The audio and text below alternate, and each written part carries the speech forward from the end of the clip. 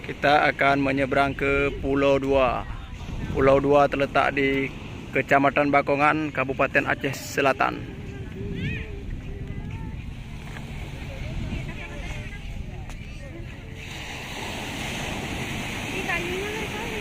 Oke, kita akan nyebrang menggunakan kapal itu, nanti kapal yang kita naik. Tuh yang itu. Perjalanan ke Pulau Dua.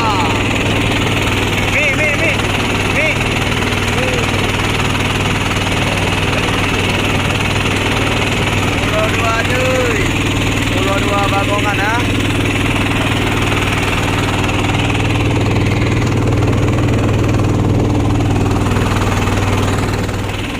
Perjalanan kurang lebih 3 menit dari pantai Bakongan.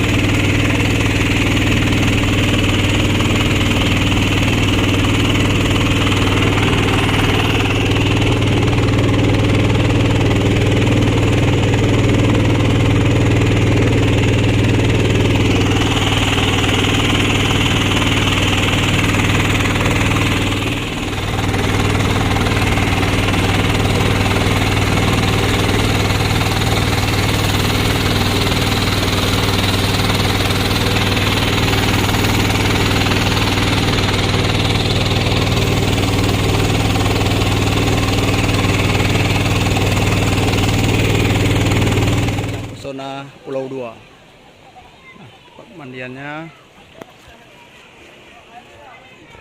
Ada anak mandi.